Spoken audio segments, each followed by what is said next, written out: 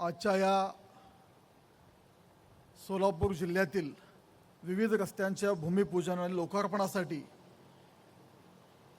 आजच्या या कार्यक्रमासाठी उपस्थित आपल्या सगळ्यांचे लाडके नेते आणि या देशाचे केंद्र रस्ते वाहतूक मंत्री आदरणीय माननीय नितीनजी गडकरी साहेब, मंचावर उपस्थित सोलापूरचे खासदार प्रणितीताई शिंदेजी, दुसरेच नवनिर्वाचित राज्यसभा खासदार ज्योतिताई वाघमारेजी, मंचावर उपस्थित आमचे नेते आदरणीय दक्षिण सोलापूरचे आमदार सुभाष बापू देशमुखजी, मंचावर उपस्थित आदरणीय आमदार विजयकुमारजी देशमुख मालक, मंचावर उपस्थित आळंद विधानसभेचे आमदार बी आर पाटील साहेब, आदरणीय आमदार समाधानदादा अवतडेजी, आदरणीय आमदार देवेंद्रदादा कोटेजी, सोलापूर जिल्हा परिषदेचे अध्यक्ष दीपक वैद्य साहेब, सोलापूर महापालिकेचे महापौर विनायकदादा कोंड्याल, या ठिकाणी उपस्थित माजी आमदार राजन मालक पाटीलजी, माजी आमदार आमचे सहकारी नेते राजाभाऊ राऊतजी, तसेच मंचावर उपस्थित जिल्हा परिषदेचे सभापती उपाध्यक्ष इंद्रजित पवारजी, प्रदेश कार्यकारिणी सदस्य शहाजी पवारजी, सभापती शिवडशेट्टीजी, जिल्हाध्यक्ष शशिकांत पवारजी, मंचावरील सगळेच मान्यवर, अनावधानाने कुणाची नावं राहिली असतील तर दिलगिरी व्यक्त करतो. सोलापूर जिल्ह्याचे कलेक्टर आदरणीय कार्तिकेयन साहेब, जिल्हा परिषदेचे CEO जैन साहेब, शहराध्यक्षा रोहिणीताई तडवळकरजी, नरेंद्र काळेजी, यशवंत धोंगडेजी, महेश इंडोळेजी, संदीप टेळेजी, अमोलराजे भोसलेजी, महेश शिंगळेजी, मंचावरील सगळेच मान्यवर नेते मंडळी आणि या ठिकाणी उपस्थित अक्कलकोटमधील या अक्कलकोट विधानसभेतील उपस्थित जनता, उपस्थित भगिनी बंधू, खरं तर साहेब या स्वामींच्या पुण्यनगरीमध्ये मी आपलं स्वागत करत असताना या अक्कलकोटच्या विधानसभेतील जनतेकडून बापू एकच मिनिट, आदरणीय गडकरी साहेब, मला अक्कलकोट विधानसभेच्या लोकांकडून तुमचे किती आभार व्यक्त करायला पाहिजे तेवढं कमी आहे. स्वातंत्र्याचे 75 ओलांडले साहेब. अक्कलकोटचा तालुका हा राज्याचा शेवटचा तालुका म्हणून गणला जायचा, हा उपेक्षित राहिलेला तालुका. 75 वर्षात तिथे एकही नॅशनल हायवे या विधानसभेत नव्हते साहेब. आज 6 नॅशनल हायवेनी अक्कलकोट विधानसभात जोडले जातात. कदाचित राज्यातील असे मोजके तालुके विधानसभा असतील की 6 नॅशनल हायवे एका विधानसभेतून जातात. सोलापूर जिल्ह्याला तर राज्यातून कनेक्टिव्हिटी दिलीच पण या स्वामींच्या भूमीला भक्तांना यायचा त्रास होऊ नये म्हणून साहेब जे रस्ते केलात, आम्हाला अक्कलकोट सोलापूरला यायला देवेंद्रदादा मगाशी सांगत होते साहेब 1 तास सोलापूरला जायला लागायचा, आत्ता 20 मिनिटामध्ये सोलापूरला पोहोचतो. स्वामींच्या दरबारात स्वामींना नतमस्तक होण्यासाठी राज्यभरातील देशभरातील कुणीकडूनही, तुळजापूरहून येऊ दे, इकडून नागरसूर भागातून येऊ दे, तडवळ भागातून येऊ दे, सोलापूरहून येऊ दे, राज्यातून कुठून येऊ दे, आज डोळे मिटून स्वामी भक्त अक्कलकोटला येतात.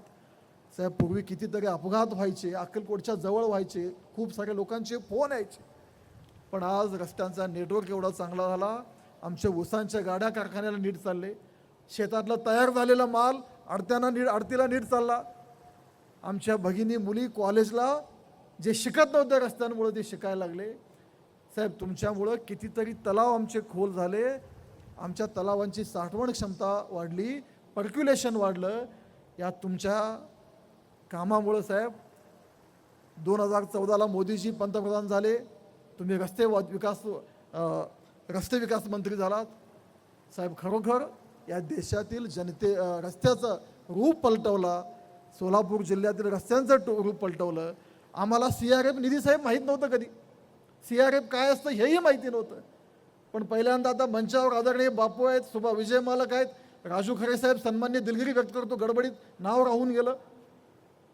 सगळ्या आमदारांना आम्हाला CRF काय असतं हेच माहिती नव्हतं, पण तुमच्या रूपानं दरवर्षी अक्कलकोटवर तर तुम्ही जास्त प्रेम केलं. मला तर वर्षातून 2-2दा पैसे मिळालेच. त्यामुळं तुमचं खरोखर किती आभार मानायला पाहिजे तेवढं कमी आहे. साहेब हे आभार व्यक्त करताना खरं तर तुम्ही आज एवढं भरभरून दिलाय, काय मागायला जागा शिल्लक ठेवलं नाही, पण गडकरी साहेब आले आणि काही नाही मागितलं तर आम्हालाही काही तर वाटेल, कारण जे जे मागतो आजपर्यंत मिळत आलंय.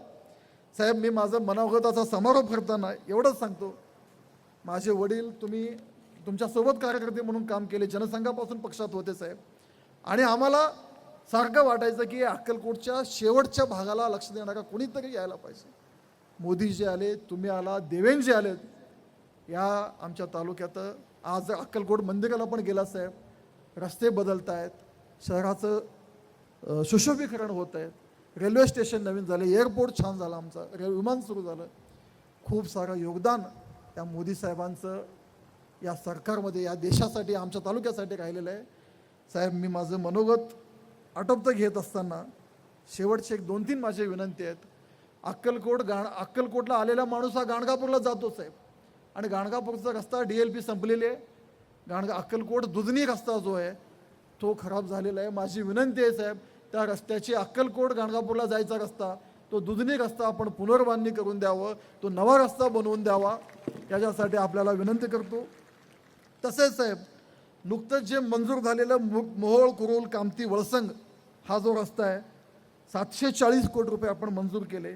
जवळपास साहेब ह्याच्यामध्ये 82 किलोमीटरचा रस्ता आपण केलात, पण माझ्या मतदारसंघातला वळसंग ते तांदुळी जो हैदराबाद हायवेला कनेक्ट होतो हा 22 किलोमीटरचा रस्ता त्यात मंजूर झाला नाही. माझी विनंती आहे तेवढा एकच पॅच आपण ठेवू नये, तर तोही आपण मंजूर करून द्यावा ही विनंती करतो.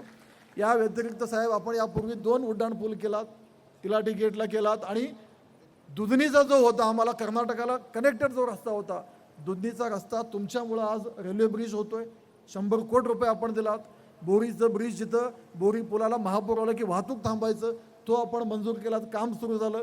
आज चेन्नई सुरत हायवेमुळे आम्हाला जो बार्शीला आम्हाला 2 तास जायचे, आता 40 मिनिटात 30 मिनिटात बार्शीला पोहोचतो, तुळजापूरला 25 मिनिटात पोहोचू, नाशिकला 4 तासात पोहोचू, आम्हाला तिरुपती जवळ होईल.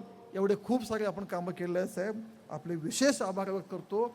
या स्वामींच्या भूमीत पूर्वी जेवढे लोक यायचे आता 10 पटीनं भक्तांची संख्या अक्कलकोटला वाढले, छोटे छोटे रेस्टॉरंट वाढले, मोठे हॉटेल वाढले, लॉजिंग वाढलं.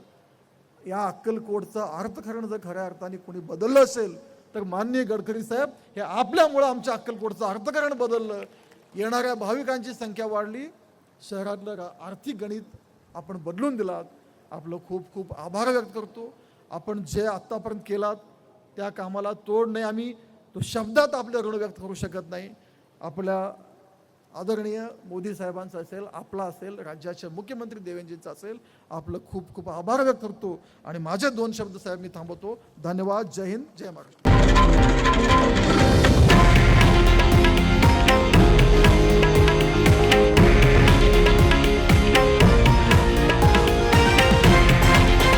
हे आहे देशातील नंबर 1 न्यूज नेटवर्क आणि आपण पाहत आहात TV9 मराठी, एकमेव.